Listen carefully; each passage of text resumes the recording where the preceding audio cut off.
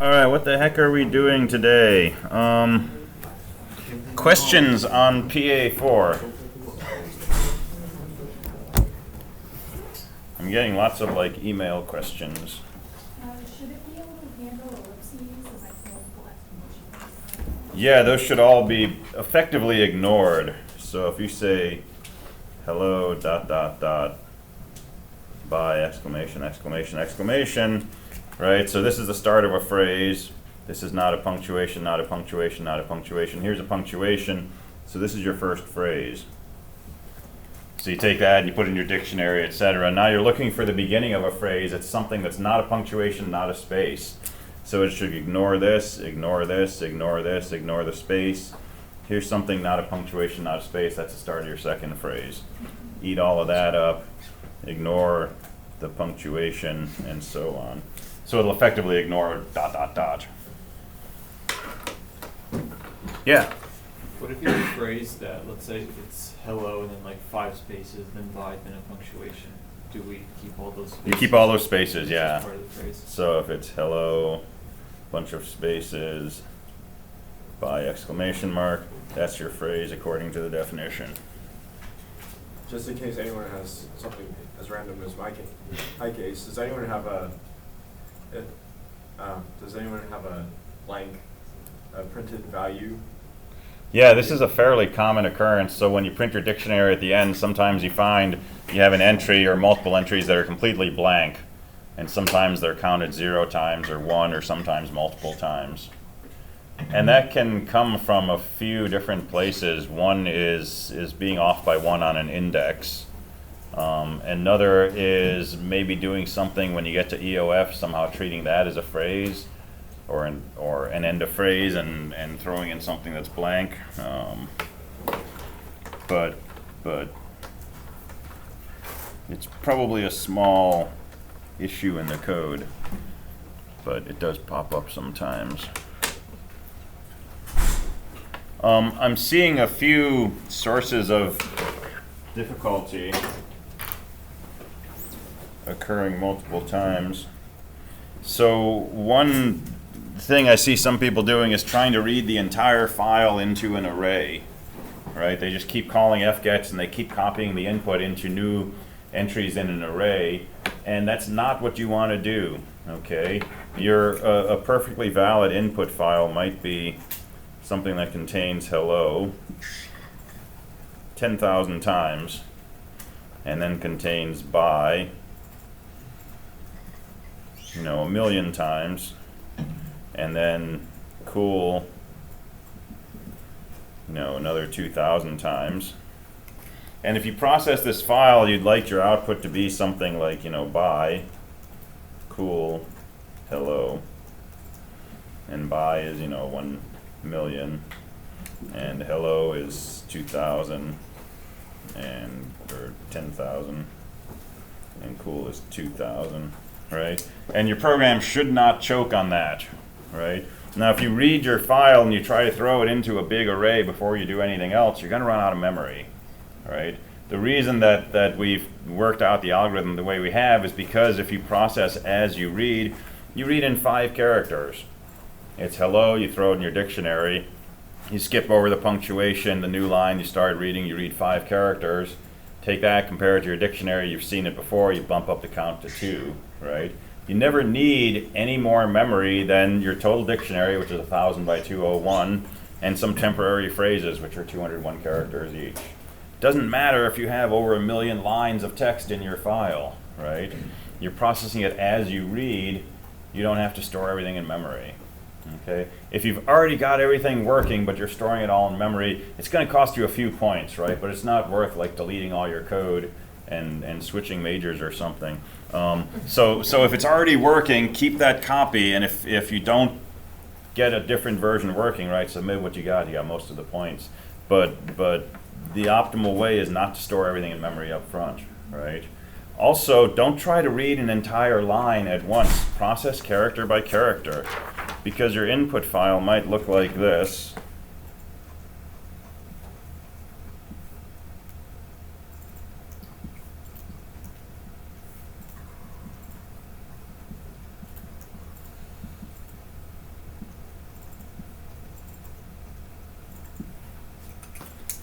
right? And if you read with an fgets, your first string contains 2 point some phrases in it.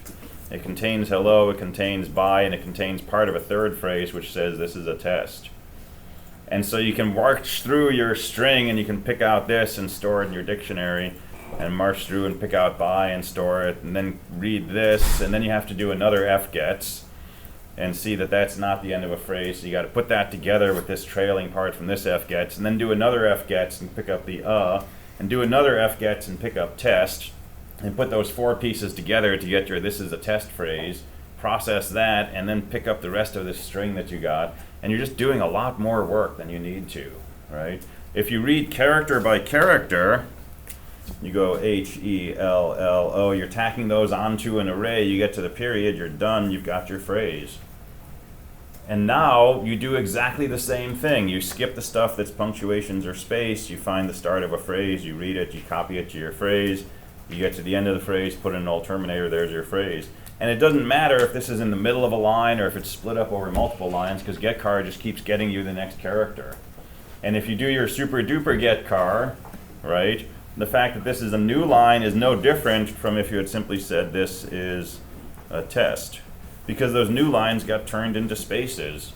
And when you called super duper getCar, you just saw THIS space, IS space, A space, test, period, right? So the reason for all of those discussions that we've had about modularization and functions, right, is to try to make it easier, right? To try to get rid of the special cases. And this also lets you modularize, right? Now if you read a whole line in, somewhere in the middle of processing that line, you've got to say, okay, there's a phrase, now I got to go through, compare it to my dictionary, see if it's a new entry, bump up the count if it's old, add it if it's new, make sure I don't have more than 1,000, right? In the middle of your while loop that's processing the result of fgets, right? If you do it character by character, you can do things like, read a character, see if it's the start of a phrase, using your is this the start of a phrase function, right? And loop until it's the start of a phrase, and then copy it in, and then keep looping until it's the end of a phrase, and so on. So think about that. The other thing is, right, you should be thinking algorithms, right? You should have an algorithm written out, either on paper or in your head, before you ever start writing code for this assignment. At some point, you'll find that you actually think of algorithms by writing C, right? But if you're not at that point, if you're not confident you're at that point, think algorithms, right? So what's an algorithm? The steps that you're going to perform. Here's your input, right? What are the steps that you need to perform? And you should be able to specify in writing what those steps are, and then take this as your input and apply your algorithm. Follow those steps and see if you end up with a dictionary that says hello occurred twice, bye occurred twice, this is a test occurred once. And once you've got your algorithm and you've gone through a bunch of test cases and you're absolutely convinced that your algorithm works, if you write the program to implement it, and if it's not working, go into GDB and step through your program and compare it to your algorithm. Okay, first thing I should do is read a character. You should be at a point in your program where it's trying to read a character, so execute that statement and see what the result was. And if you got the first character, great. If you didn't, you found your bug. Right? If you got the first character, keep looping. Okay, I should keep doing this till I get to a punctuation. Get to the punctuation. If it doesn't do what it's supposed to do, you found your bug. Right? At some point, stepping through your program step by step, comparing it to your algorithm step by step, you'll find a discrepancy. And that's where your bug pops up.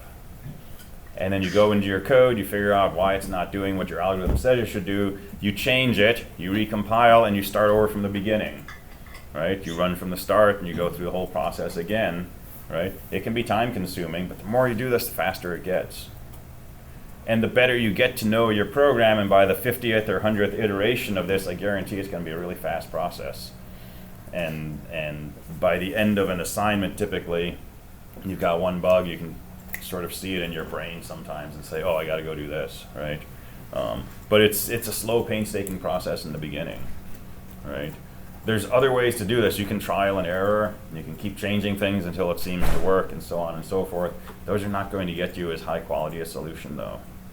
right? And there's a good chance that I'll have some test cases that break that.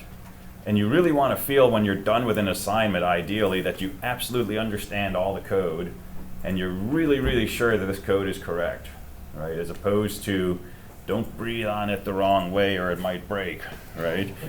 That's the ideal. We don't always get there, okay? But that's sort of the target you're shooting for.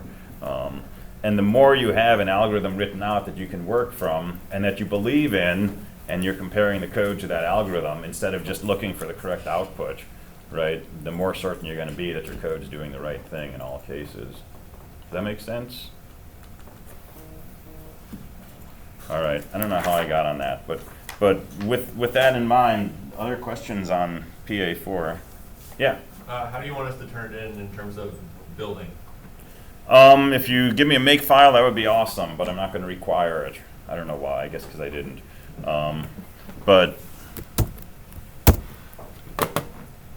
But make sure you give me your source code. That's the most important part. Okay, I got to have your source code to be able to grade.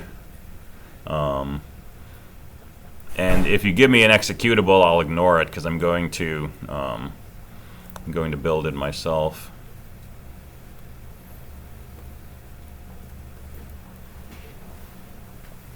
And then, yeah, submit it as a tar file.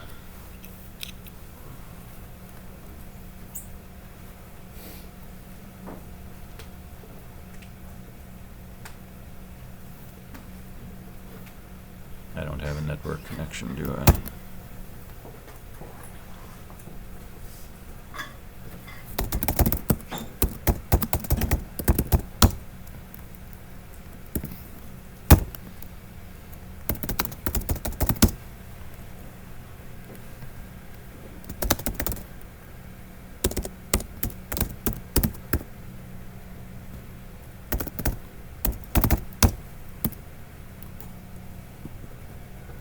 That's not what I wanted.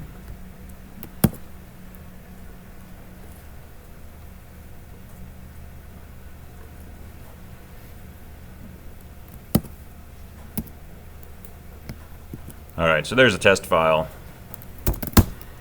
So it's on /temp pa4 test.txt. And that's just this input file, but if you don't want to copy and paste it yourself, because people keep asking me for it. So that's up there.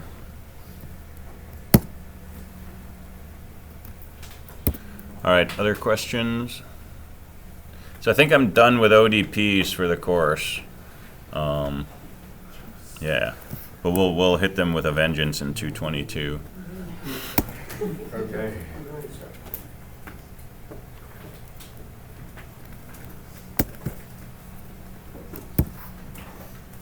All right, so let's go over your lab. So Friday I will not be here, and I would like you to use the time to either work on the lab or work on PA5. Okay, PA5 will go through tomorrow, since I won't be here Friday, and it's a group project, and the lab is also obviously a group project, so you can use the time to work on either of those. So, so lab 4, you're going to use the Raspberry Pi to light up LEDs, but you're going to do it from a C program instead of from Bash. Okay, and C is a lot more powerful than Bash in some ways, so this will let you do fancier programs. And your goal is to make a Morse code generator, so we demonstrated this quickly at the end of class yesterday. You can type a message, hit enter, and it'll flash the LED in Morse code. Izad suggested I have you make sound, and that would be like really annoying in the lab, so I should have done that. But if you want to make sound, you can do that too. So how do we do general purpose I/O in C? So pretty straightforward. I've got all the steps detailed here. Number 1, you have to include this library wiringpi.h, okay, uppercase P, inside angle brackets. I made a completely new version of a Pi here that should match yours, and this works. So if it doesn't work, let me know, but it should. So include wiringpi.h in the beginning of your program.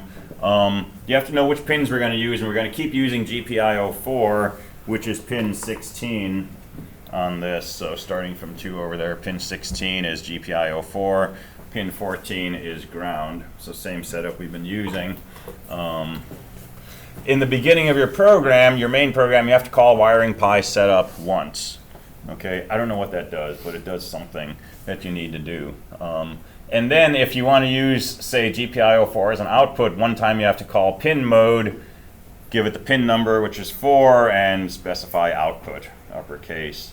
That's set up in wiring pi.h. That sets the direction for the port. And then if you want to write a 1 or a 0, you either call digital write 4 comma high or digital write 4 comma low. And it puts 5 volts, puts 0 volts. Okay, so all of this is sort of one time, right? One include, call wiring pi setup, set the pin mode to be output, and then anytime you want to change the output voltage to be high or low, just call one of those calls. When you compile, you need to put in a -L wiring pi at the end.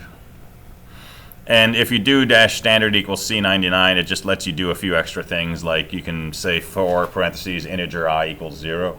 And if you don't do the standard C99, it'll actually complain about some of the things we're used to doing in C, like declaring integers inside for loops.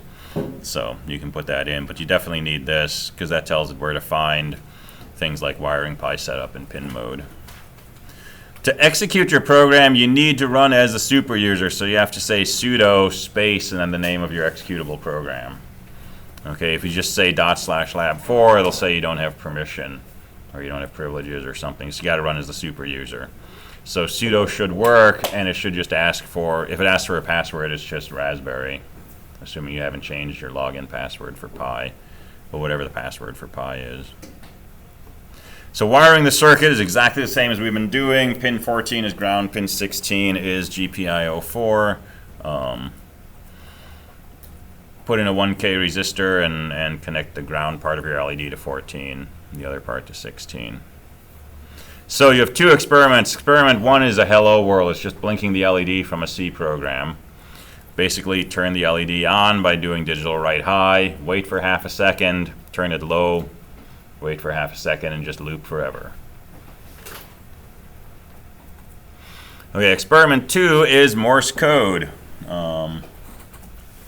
So you're going to read a line of text from standard in, and then or you can read a character if you want, character at a time. For each letter, you're going to flash the LED either long or short amounts of time corresponding to the Morse code coding of that character. So an S, for example, is 3 short flashes, and O is 3 long flashes, and E is 1 short flash, and so on. So you only have to worry about letters. Ignore digits, ignore spaces, ignore punctuation. Treat uppercase and lowercase letters the same. For a dash, you should turn the LED on for 0.4 seconds. For a dot, you should turn it on for 0.1 seconds. So the basic setup is you're going to read your message, and here's an S, right? So you're going to look up the code for an S, and you're going to see that it's 3 dots. Okay, so you pick up this first dot, turn the LED on for 0.4 seconds, and then turn it off. 0.1, thank you.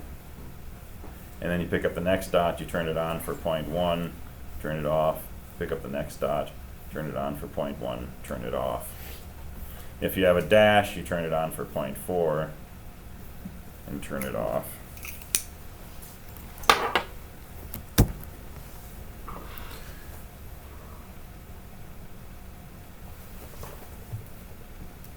And I don't think I told you how long to keep it off. So let me see what I did.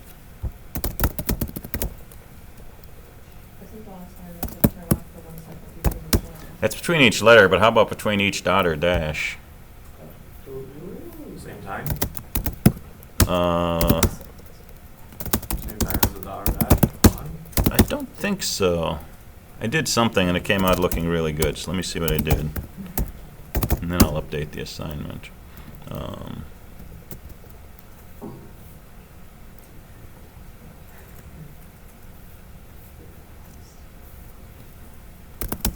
Okay.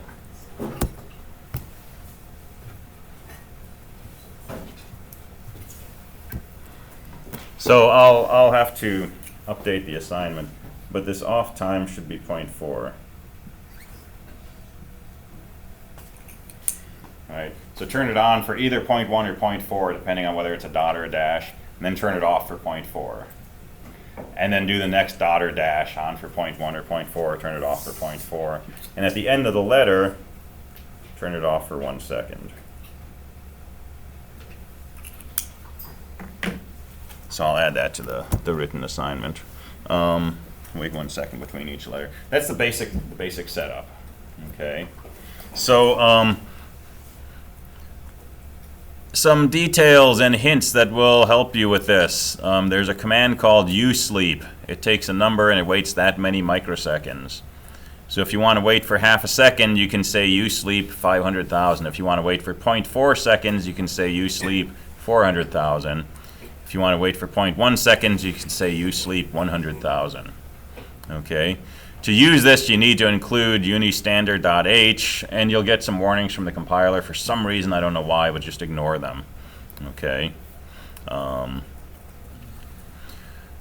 There's a handy initialization of an array called patterns here, which defines 26 entries in this array containing the dots and dashes corresponding to the letters A through Z. Okay. This will make your coding easier. And this is available on the server under /temp/morse.txt. So copy and paste from there at will and put this into your code, and then you don't have to have 26 if statements. You don't have to look up Morse code and all this kind of stuff. So what does this let you do if you know that you have the letter C and you know that that's the third entry in this array? You can look at patterns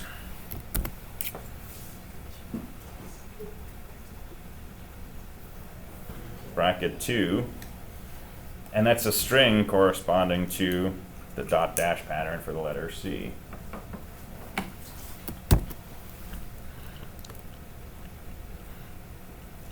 Okay, so if you're going to use that, here's what you can do. If your character is not an alpha, just return. So I'm assuming you're being modular here, and you're going to read, say, a string, and you're going to break that string into characters, and for each character you're going to call some function that says, you know, blink the LED according to the Morse code pattern, parentheses C. So inside that function, check your character. If it's not an alpha, just return. Don't do anything. Don't have to print an error message, don't have to sleep, just ignore it. So white spaces, punctuations, digits, new lines, all that stuff. If it's not an alpha, just ignore. Otherwise, convert it to uppercase. And then here I'm going to let you do some ASCII arithmetic. Subtract the letter A from whatever your character is. What's that going to do? It's going to set index equal to 0 if C was A, 1 if C was B, 2 if C was D, and so on. Which means if you look at pattern bracket index, that's the dot and dashes corresponding to character C. Okay? So you can do your own version of this if you want, but if you believe this, right, this does that part of it for you. Yeah? Is that backquotes or single quotes? Single quotes, right? So quote A quote is 65. It's the ASCII code for an A. If your character was actually C, the ASCII code for that is 67. 67 minus 65 is 2. It tells you that that C is index 2 in your pattern array. So you can work either directly with, you know, patterns bracket index, or you can string copy that into another string and then just have a string of dots and dashes. And then go through your array of dots and dashes, and for each one, if it's a dot, call your dot function. If it's a dash, call your dash function. Right? And your dot function turns the LED on, waits 1/10 of a second, turns it off, waits 4/10 of a second. And your dash does something similar. So you can modularize the heck out of this and have a whole bunch of functions, and it's really fun because until the very last functions you can feel really productive. And you can write, you know, 10 different functions in about 5 minutes. And then just leave the actual functions that turn the LED on and off for the end. So 2 experiments to code and get sign-offs on. here's your sign-off sheet. So experiment 1, LED should blink on and off at a half-second interval. Show that to someone and get a sign-off. Make sure you've got that working before you try Morse code, right? Because there's all these steps to get just the LED blinking at all. Experiment 2, I want you to demonstrate that if you put in SOS, it turns the LED on and off fast 3 times, slow 3 times, fast 3 times. That's a test pattern. And this other one, how's this for ambiguous? Typing other text and hitting enter causes the LED to blink in what looks like believable Morse code. So if it always does SOS, you don't get a signature for that, right? But if it does something that looks like it's doing Morse code, that's fine, right? So. And if you know Morse code, right, you can actually like verify that this is working. Now, if I was gonna be like really slave driver and give you like a lab 5, I'd make you a lab 5 that like reads flashing lights and decodes it from Morse code into text. But I'm not gonna do that. But that would be a cool project, wouldn't it? Because then you could like do like wireless communication between Pis. But I'm not gonna do that because that's actually pretty tricky. All right, so does that make sense? Everybody feel like they can do this? So it's a group project, right? If you want to work in groups, feel free to go for that. I believe I gave you 3 weeks from either yesterday or today to get this done. I don't think it's, 50% harder than the other labs. I just kind of wanted to bundle the last 2 labs into one so you can do it and be done with it. But don't wait till the last minute. All right, so that should have everything that you need to know in that write-up as far as how to compile and how to run and so on. And when you're working on the Pi, it's a really good opportunity to sort of work with this idea of customizing your environment, right? For example, you're going to compile this program a bunch of times, right? Make yourself a shell script. Call it comp, right, or C or something that does all the steps you need to do to compile your program, right, or make a makefile, right? When you run it, you need to say sudo space / program name, right? You can make an alias called run. You can make a script called run or R or something like that to make your life a little easier. So feel free to sort of tailor your environment in whatever way makes sense.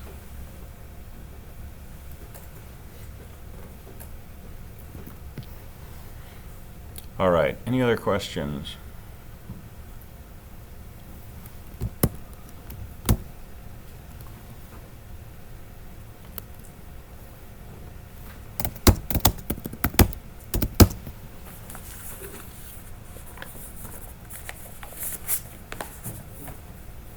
So those of you who went to the teaching demos yesterday, thank you for doing that.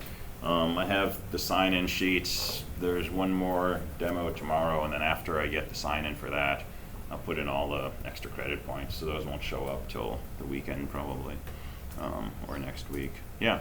Do we need to write a report for that? No.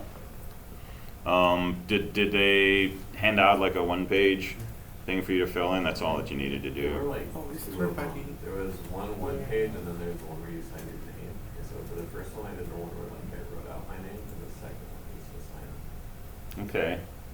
Yeah, because I got an extra sign-in sheet, and I don't know where that came from. But there was a page to sort of assess the person who was talking, right? Okay, yeah, that was the main thing. But as long as you signed the sheet, you got credit for it. So what time tomorrow? That's whatever's on Canvas. I don't remember, but it's in the announcement. Does anybody remember? 3? 3. All right. And I believe it's also 129.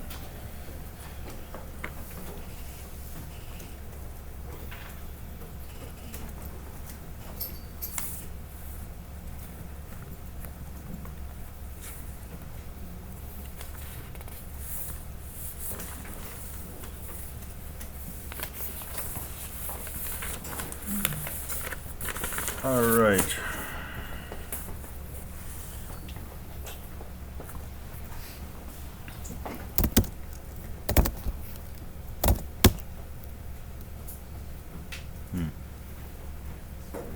So,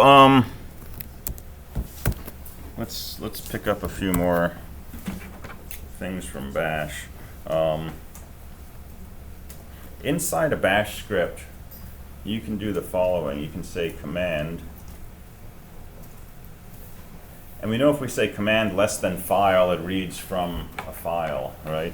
But you can say command and a double less than, and then some word can be anything, blah, it's usually EOF, and then a bunch of stuff, and then at some point that same word by itself on a line, blah. And the effect of this is command will be executed, but instead of reading standard in from the keyboard or from a file, it will read it from all of this stuff. So it lets you, inside a script, execute a command and specify what input you want to send into it. So for example, here's a script called in, and it says cat less than end of input. And there's a bunch of text, and then there's a line that just says end of input. The effect of this is it's going to run the command cat, and by itself, cat just reads from standard in and copies it to standard out until you get to the end of your input. But since I say cat less than and this keyword, it's going to read all of this and send that into cat until it gets to end of input. And cat's going to take whatever it reads from its input and it's going to display it on standard out. So the effect is when I get to this part of my script, it's going to basically display all of this stuff. Now I could do this with a bunch of echoes. I could say echo hello, echo this is, echo a bunch of lines, echo of text, right?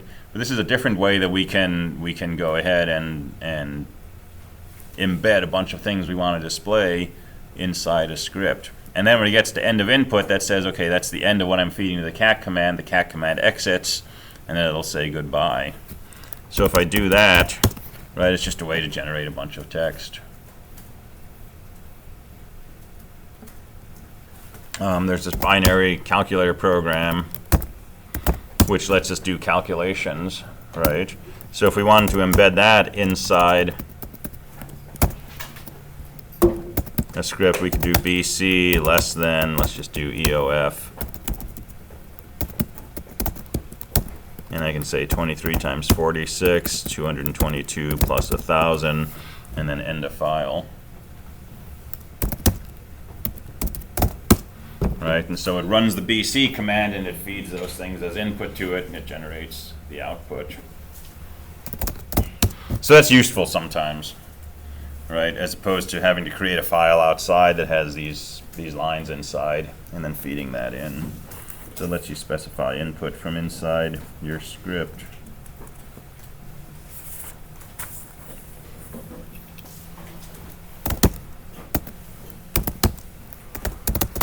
All right, so another useful command is type. So type will tell you information about stuff. So type fact.c.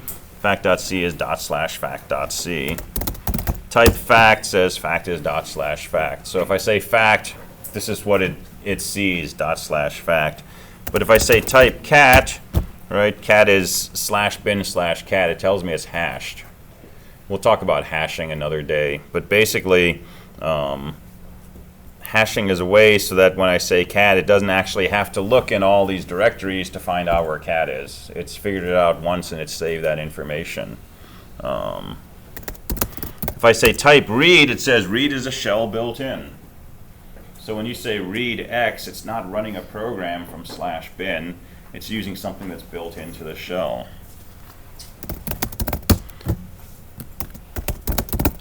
Right, same with PWD. PWD is a shell built in. Right, so there is a /bin/PWD. That's not what's happening when you say PWD. It's using something built into the shell. So type can be useful. All right, so read.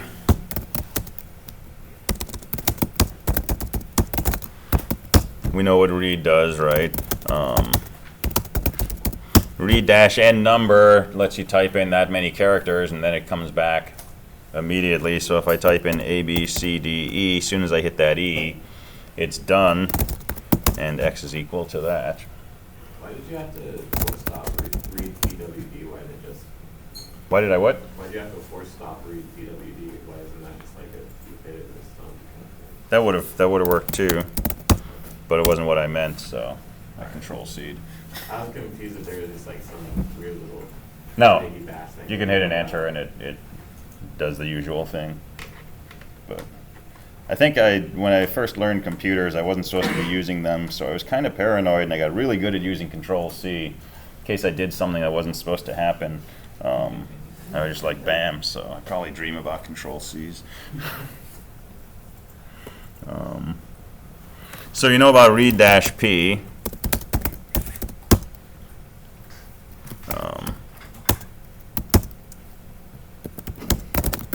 Right, so -p displays a prompt, but it tripped you up in your one-day programs because if I redirect standard out from the read-p command, it still says hello, which is a little weird. If I say echo hello and I redirect, right, that hello just goes into my output file. When you say read-p and you put in a prompt, that prompt is not being sent to standard out. It's being sent to something called standard error. It's a different output channel that basically ends up on your display, except when you're redirecting to a file. But unless you're doing an ODP, read-p is fine. Did we talk about read-s? So read-s password. And this lets you type without showing you what you're typing. So it's a secret option. So that can be useful. And unlike other things, it does not show you a dot each time you hit a character, which tells the whole world how many letters are in your password. It just lets you input silently. So that's useful.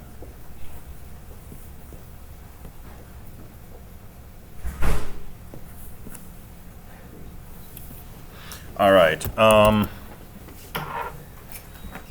useful shell command is set. So set-o lets us turn on different options. So set-o ignore EOF. And now if I accidentally hit Control D, it won't kick me out of my shell. It'll say you got to use the exit command. All right, so that can be useful or annoying depending on your inclinations. Set-o no clobber can be a useful function. So here's my directory, and I've got something called fact.c, and I say copy haha.c to fact.c. Oh, that was annoying. Okay, that'll get it. So if you try to redirect output to a file that already exists, it'll stop that from happening. Okay, so that's potentially useful. So that's no clobber. So ignore EOF.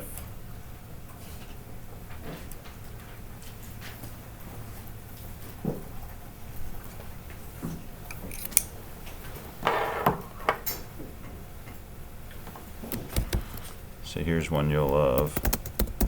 Set-o VI. So what this does is when you have a line and you want to go back and edit it, you can start using VI commands on here.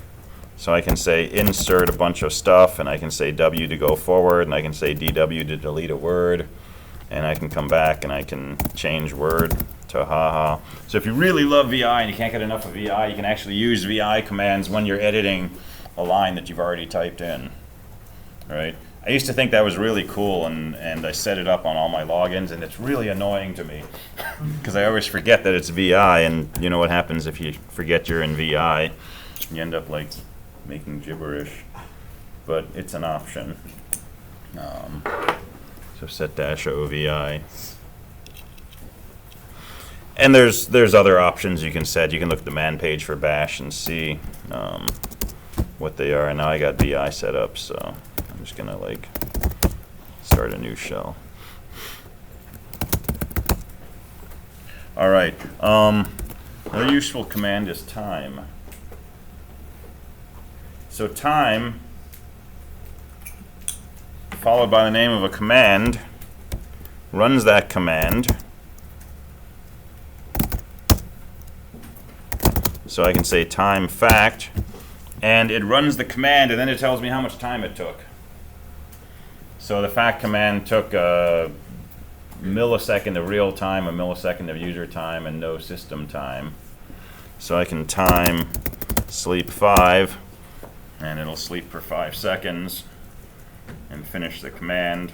Then it'll tell me it took 5.094 seconds of real time, and 2 milliseconds of user time and no system time. So if you want to know how quickly a command is executing, you can use time followed by the command. And this is basically wall time. This is CPU time, and this is sort of overhead CPU time. So that can be useful / fun. I've used touch sometimes. I don't know if we've talked about it. So touch is a way to create a file. So if a file doesn't exist and you say touch file name, it makes an empty file with that name. If you have a file that already exists, for example, fact, which we created back on October 31st, and I just say touch fact, it updates the access time. So now it looks like this file was last modified on November 14th, just now. And this is useful with make files sometimes if you want to force make to do something. Even though you haven't changed your programs, you can touch a file and then say make, and it'll think that you just modified this file, and it'll go ahead and act accordingly. So when you're trying to learn make, that can be useful.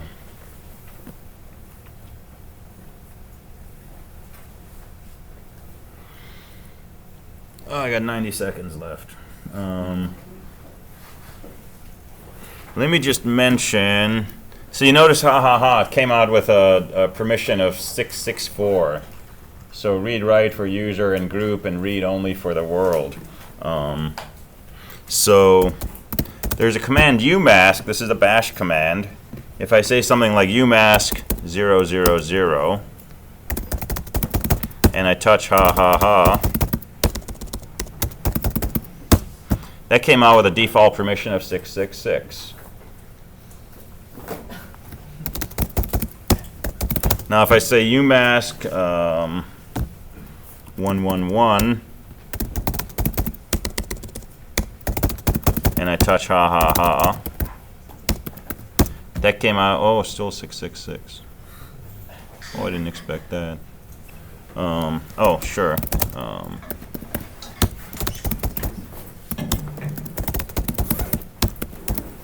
So umask of 222, that comes out with a permission of 444. So it's read only for everybody. So umask basically sets your default permissions. Okay, but it does it in a weird way. It subtracts those default permissions from 666. So 6 minus 2 is 4. So that's weird, and we're out of time. But know that there is a way to change the default permissions that files get when you create them, and umask is the command. And if you want to know how it works, check the man page or ask me or play around with it. So, okay, so we'll start talking about Zenity tomorrow. We'll talk about PA5 tomorrow, and we'll go on from there.